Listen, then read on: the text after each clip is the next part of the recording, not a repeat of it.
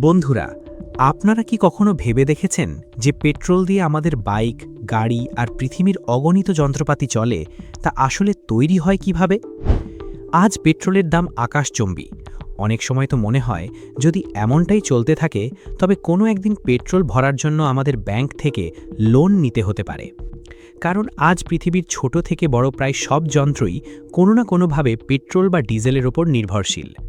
আমাদের গাড়ি, ট্রাক, উড়োজাহাজ, ফ্যাক্টরি, জেনারেটর এসবের বেশিরভাগই পেট্রোলিয়াম থেকে তৈরি জ্বালানিতে চলে।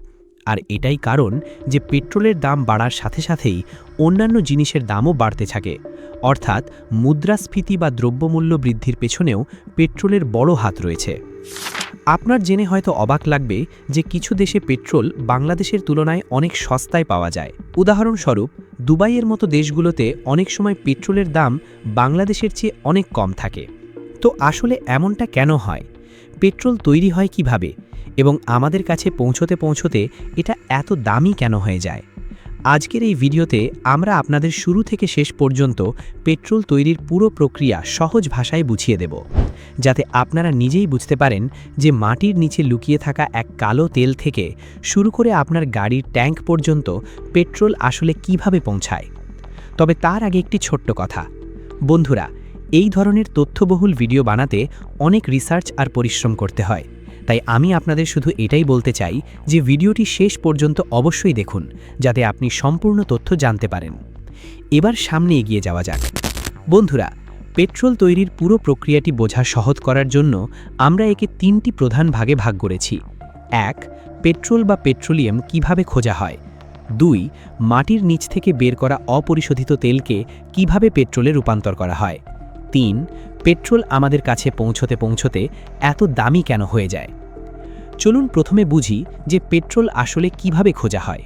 বন্ধুরা, বিজ্ঞানীরা যখন মাটির নিচে তেলের সন্ধান করেন তখন তারা শুধু পেট্রোল খোঁজেন না। আসলে মাটির নিচে যে পদার্থটি পাওয়া যায় তাকে বলা হয় পেট্রোলিয়াম বা ক্রুড অয়েল।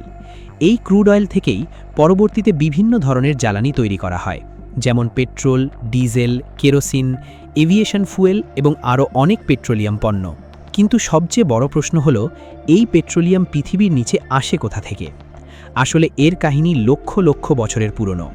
অনেক সময় আগে যখন পৃথিবীতে বসবাসকারী ছোট ছোট জীব, গাছপালা এবং সামুদ্রিক প্রাণীরা মারা যেত, তখন তাদের দেহ মাটি বা সমুদ্রের নিচে চাপা পড়ে যেত। সময় যাওয়ার সাথে সাথে এগুলোর ওপর মাটির অনেক স্তর জমতে থাকে। ধীরে ধীরে এগুলোর ওপর প্রচুর চাপ আর তাপ বাড়তে থাকে। লক্ষ লক্ষ বছর ধরে একটানা চাপ আর তাপের কারণে এই জীবদেহের অবশিষ্টাংশগুলো ধীরে ধীরে রাসায়নিক পরিবর্তনের মধ্য দিয়ে যায় এবং অবশেষে এগুলো এক ধরনের জীবাশ্ম জ্বালানি বা ফসিল ফুয়েলে রূপান্তরিত হয়। এই ফসিল ফুয়েলগুলোর মধ্যেই একটি হলো পেট্রোলিয়াম।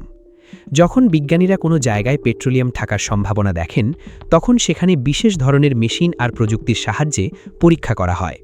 এর জন্য অনেক সময় সাইসমিক সার্ভের মতো প্রযুক্তি ব্যবহার করা হয়, যাতে মাটির নিচের গঠন নিয়ে গবেষণা করা হয়। এর মাধ্যমে জানার চেষ্টা করা হয় যে মাটির নিচে তেলের ভাণ্ডার মজুদ আছে কিনা। যদি পরীক্ষায় সংকেত পাওয়া যায় যে সেখানে পেট্রোলিয়াম থাকতে পারে, তবে পরবর্তী পদক্ষেপ নেওয়া হয় ড্রিলিং। এখন ওই স্থানে বিশাল বিশাল ড্রিলিং মেশিন পাঠানো হয়। এই মেশিনগুলো মাটিতে গভীর গর্ত করে। অনেক সময় এই ড্রিলিং হাজার হাজার মিটার গভীর পর্যন্ত হয়। যখন ড্রিলিংয়ের মাধ্যমে তেলের ভাণ্ডার পর্যন্ত পৌঁছানো যায়, তখন সেখান থেকে ক্রুড অয়েল বা অপরিশোধিত তেল পাইপের মাধ্যমে মাটির ওপরে নিয়ে আসা হয়।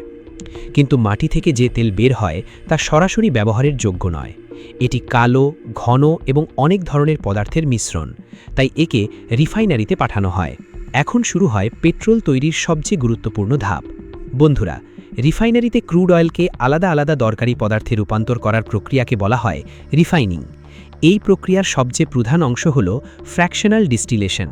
এতে ক্রুড অয়েলকে একটি বিশাল টাওয়ারে রাখা হয়, যাকে ডিস্টিলেশন কলাম বলা হয়। প্রথমে ক্রুড অয়েলকে খুব উচ্চ তাপমাত্রায় গরম করা হয়। যখন এটি গরম হয়, তখন তা ধীরে ধীরে বাষ্পে পরিণত হতে থাকে। এখন এই কলামের ভেতরে আলাদা আলাদা উচ্চতায় আলাদা আলাদা তাপমাত্রা থাকে। যেহেতু পেট্রোলিয়ামে থাকা প্রতিটি পদার্থের বয়লিং পয়েন্ট বা স্ফুটনাঙ্ক আলাদা, তাই তারা আলাদা আলাদা স্তরে ঠান্ডা হয়ে তরলে পরিণত হয়। যেমন উপরের অংশে পেট্রোল এবং গ্যাসের মতো হালকা পদার্থ পাওয়া যায়, মাঝখানের অংশে কেরোসিন এবং ডিজেলের মতো পদার্থ বের হয়, এবং একেবারে নিচে ভারী তেল ও বিটুমিনের মতো পদার্থ পাওয়া যায়। এই প্রক্রিয়ার মাধ্যমেই একটি ক্রুড অয়েল থেকে অনেক ধরনের জ্বালানি ও পণ্য তৈরি করা হয়। কিন্তু পেট্রোল এখনও পুরোপুরি তৈরি হয়নি।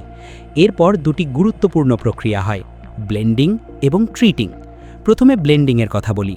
ব্লেন্ডিং মানে হলো আলাদা আলাদা পদার্থকে সঠিক অনুপাতে মিশিয়ে একটি উন্নত মানের জ্বালানি তৈরি করা।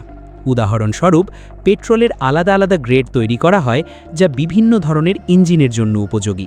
এরপর আসে ট্রিটিংয়ের ধাপ।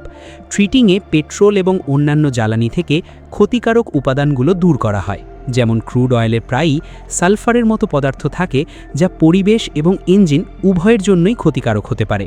তাই বিশেষ রাসায়নিক প্রক্রিয়ার মাধ্যমে এই ক্ষতিকারক উপাদানগুলো আলাদা করা হয়।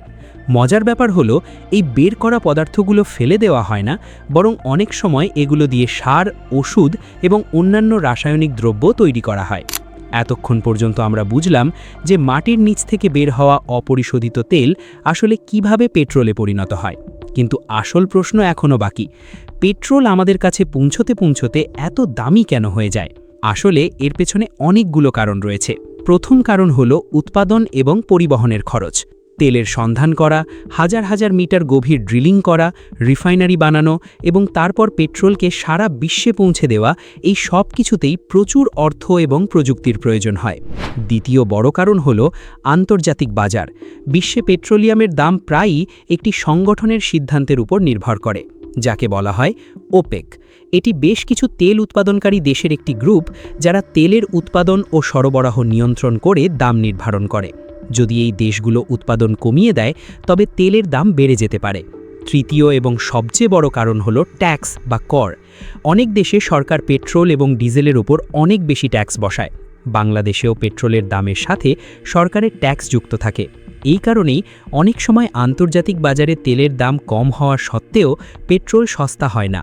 পুরো প্রক্রিয়াটি সংক্ষেপে বললে, প্রথমে মাটির নিচে তেলের ভাণ্ডার খোঁজা হয়, এরপর ড্রিলিংয়ের মাধ্যমে ক্রুড অয়েল বের করা হয়, তারপর রিফাইনারিতে পাঠিয়ে বিভিন্ন জ্বালানিতে আলাদা করা হয়, ব্লেন্ডিং ও ট্রিটিংয়ের মাধ্যমে ব্যবহারের যোগ্য করা হয় এবং শেষে ট্যাক্স ও ট্রান্সপোর্ট খরচ যোগ হয়ে তা আমাদের কাছে পৌঁছয়।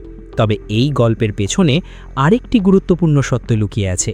পেট্রোল একটি নন রিনিউয়েবল রিসোর্স, অর্থাৎ এটি সীমিত পরিমাণে আছে এবং একবার শেষ হয়ে গেলে তার সহজে তৈরি করা যাবে না। বিজ্ঞানীদের ধারণা, এভাবেই যদি পেট্রোলিয়াম ব্যবহার হতে থাকে, তাহলে আগামী 40 থেকে 50 বছরের মধ্যে এর ভাণ্ডার অনেকটা কমে যেতে পারে। এ কারণেই আজ পুরো পৃথিবী ধীরে ধীরে সোলার এনার্জি, উইন্ড এনার্জি এবং ইলেকট্রিক যানবাহনের দিকে ঝুঁকছে, কারণ ভবিষ্যতে শক্তির নতুন এবং পরিষ্কার উৎসের প্রয়োজন অবশ্যই পড়বে। তো বন্ধুরা, এখন থেকে যখনই আপনি আপনার বাইক বা গাড়িতে পেট্রোল ভরতে যাবেন, এক মুহূর্তের জন্য অবশ্যই ভাববেন যে এটি কেবল একটি সাধারণ জ্বালানি নয়। এর পেছনে লক্ষ লক্ষ বছরের প্রাকৃতিক প্রক্রিয়া, বিশাল সব যন্ত্রপাতি, বড় বড় রিফাইনারি আর বিশ্ব রাজনীতি পর্যন্ত জড়িত রয়েছে। বন্ধুরা, এই ছিল আজকের ভিডিও। আজকের ভিডিওটি শেষ পর্যন্ত দেখার জন্য অসংখ্য ধন্যবাদ। আপনাদের যদি কোনো নির্দিষ্ট বিষয়ের ওপর ভিডিও দেখার ইচ্ছে থাকে, তবে নিচে কমেন্ট করে জানান। আর ভিডিওটি ভালো লাগলে লাইক ও শেয়ার করতে ভুলবেন না। নিয়মিত এরকম তথ্যবহুল এবং আকর্ষণীয় ভিডিও পেতে বিশ্বের লুকোনো সত্য চ্যানেলটি সাবস্ক্রাইব করে আমাদের সাথেই থাকুন।